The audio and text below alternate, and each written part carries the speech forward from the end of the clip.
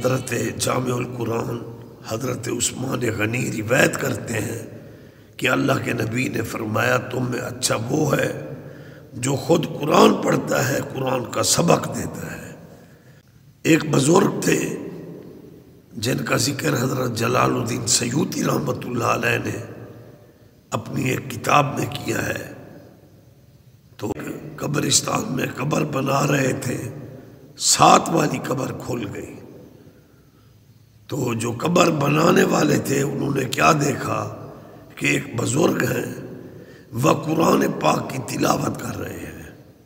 تو جو بزرگ تلاوت کر رہا تھا اس نے پوچھا قبر کھودنے والے سے، بھئی یہ میری قبر کھول گئی، شک ہو گئی، کیا قیامت آ گئی ہے؟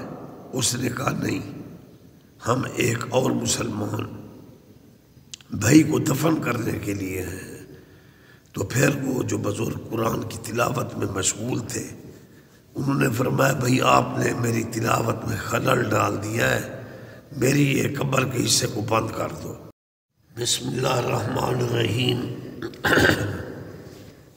الصلاۃ والسلام علیکہ سیدی یا رسول اللہ وعلی آلک و صحابک یا حبیب اللہ۔ الحمدللہ درس قرآن مجید و فرقان حمید کا سلسلہ جاری و ساری ہے۔ ارشاد ہوتا ہے بسم اللہ الرحمن الرحیم، قل نہبطوا منہا جمیعا۔ اللہ تعالیٰ نے حضرت آدم حوا کو جب زمین پر بھیجا، شیطان مردود بھی زمین پر آ گیا۔ پھر اللہ تعالیٰ نے خطاب کرتے ہوئے جناب آدم علیہ السلام کو حکم دیا، فَإِمَّا يَأْتِيَنَّكُم مِّنِّي هُدًى، بس جب میرے پاس تمہاری طرف ہدایت آ جائے، فَمَن تَبِعَ هُدَايَ، بس جو بھی ہدایت کی پیروی کرے گا، فَلَا خَوْفٌ عَلَيْهِمْ وَلَا هُمْ يَحْزَنُونَ، پس ان کو کسی قسم کا خوف نہیں ہوگا اوپر ان کے، اور نہ ان کو کوئی غم ہوگا۔ تو اللہ تعالیٰ نے حضرت آدم علیہ السلام اللہ کے جلیل القدر پیغمبر ہیں، ابو البشر ہیں، ابو الانبیاء، ابو الاولیاء اللہ کرام ہیں، اور شہداء کے باپ ہیں حضرت آدم علیہ السلام، صالحین کے کاملین کے باپ ہیں آپ، اور خلیفۃ اللہ فی الارض ہیں، اللہ کے اولو العزم نبی، اولو العزم پیغمبر ہیں۔ تو اللہ تعالیٰ نے جناب آدم علیہ السلام پر بھی صحیفوں کو نازل فرمایا جن میں اللہ تعالیٰ نے انسانیت کے لیے درس اور ہدایت لکھ دی تھی۔ تو وہی ارشاد ہوا قُلْ نَهْبِطُوا مِنْهَا جَمِيعًا، فرمایا میں نے، یعنی اللہ نے فرمایا، قُلْنَا، میں نے فرمایا، اهْبِطُوا مِنْهَا جَمِيعًا، بس اترو تم یعنی زمین پر تمام، فَإِمَّا يَأْتِيَنَّكُم مِّنِّي هُدًى فَمَن تَبِعَ هُدَايَ، پس جب میرے پاس میری طرف سے ہدایت آ جائے، پس جو پیروی کرے گا ہدایت کی، فلا خوف علیہم ولا ہم یحزنون، پس نہ ان پر کوئی خوف ہوگا اوپر ان کے، اور نہ ان کو کوئی غم ہوگا۔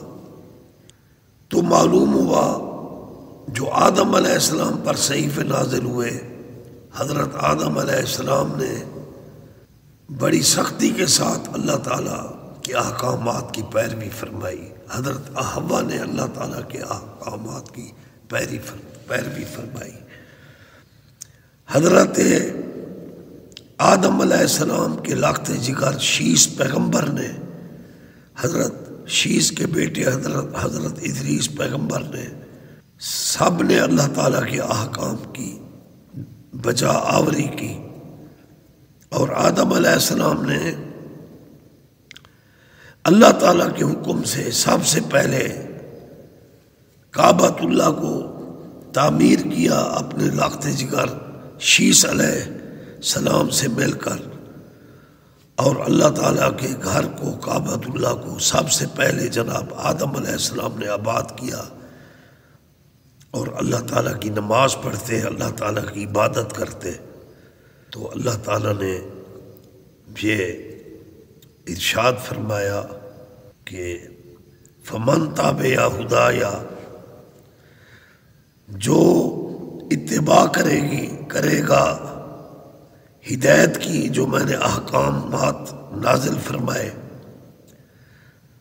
فلا خوف علیہم، بس ان پر کسی قسم کا خوف نہیں ہوگا، ولا هم یحزنون، اور ان پر کسی قسم کا غم نہیں ہوگا۔ زندگی آمد برائے بندگی، زندگی بے بندگی شرمندگی۔ تو اس لیے اس فانی جہان میں آنے کا مقصد اللہ تعالیٰ کی عبادت کرنا، اللہ تعالیٰ کی معرفت حاصل کرنا، اللہ تعالیٰ کے احکامات کی اتباع کرنا، اور حقوق اللہ کے ساتھ حقوق العباد، جن میں اللہ کے بندوں کے حقوق ہیں، والدین کی عزت ہے، یہ سب اللہ تعالیٰ کے احکامات ہیں، ان کی بجا آوری کرنا۔ اور ساتھ ہی اللہ تعالیٰ نے قرآن پاک میں ہمیں خبردار کیا، ان الشیطان للانسان عدو مبین، شیطان انسان کا کھلا دشمن ہے۔ تو اس لیے شیطان کی پیروی سے بچنا، اللہ کے احکامات کی بجا آوری کرنا، وما توفیقی الا باللہ، یہ تمام توفیقات، اچھی توفیقات اللہ وحدہ لا شریک کی طرف سے ہیں۔ دعا ہے اللہ تعالیٰ ہمیں اپنے احکام جو اللہ نے فرمائے ہیں ان کی بجا آوری اور اتباع اللہ تعالیٰ ہمیں نصیب فرما دے۔ اللہ تعالیٰ قرآن پاک پڑھنے، سمجھنے اور عمل کرنے کی توفیق دے۔ اللہ کے سچے نبی نے فرمایا، عن عثمان جامع القرآن قال قال رسول اللہ صلی اللہ علیہ وآلہ وسلم، خیرکم من تعلم القرآن وعلمہ۔ حضرت جامع القرآن حضرت عثمان غنی روایت کرتے ہیں کہ اللہ کے نبی نے فرمایا، تم میں اچھا وہ ہے جو خود قرآن پڑھتا ہے، قرآن کا سبق دیتا ہے۔ اس لیے قرآن پاک کی تلاوت کرنا بہت بڑا ثواب ہے، اور جو قرآن پاک پڑھتا ہے گویا کہ وہ اللہ کے ساتھ ہم کلام ہے۔ ایک بزرگ تھے جن کا ذکر حضرت جلال الدین سیوطی رحمۃ اللہ علیہ نے اپنی ایک کتاب میں کیا ہے۔ تو وہ فرماتے ہیں کہ جب ایک قبرستان میں قبر بنا رہے تھے، 7 والی قبر کھل گئی، تو جو قبر بنانے والے تھے انہوں نے کیا دیکھا کہ ایک بزرگ ہیں، وہ قرآن پاک کی تلاوت کر رہے ہیں۔ تو جو بزرگ تلاوت کر رہا تھا اس نے پوچھا قبر کھودنے والے سے، بھئی یہ میری قبر کھول گئی، شک ہو گئی، کیا قیامت آ گئی ہے؟ اس نے کہا نہیں، ہم ایک اور مسلمان بھائی کو دفن کرنے کے لیے ہیں۔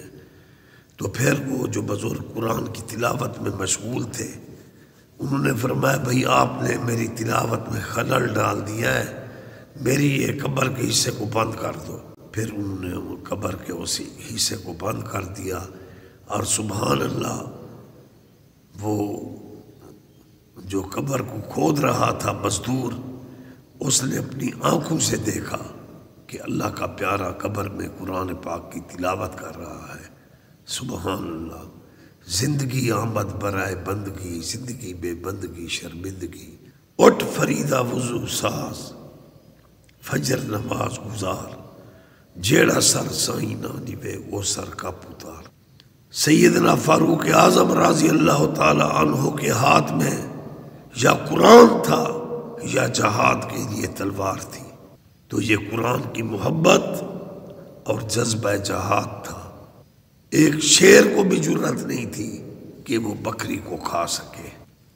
اور جس دن حضرت عمر صبح کی نماز پڑھاتے ہوئے نماز پڑھا رہے ہیں، قرآن کی تلاوت کر رہے ہیں، امامت فرما رہے ہیں، شہید کر دیے گئے، تو ایک بستی میں دیہاتیوں نے کیا دیکھا کہ ایک شیر نے بکری کو اٹھا لیا اور بکری کو کھا گیا۔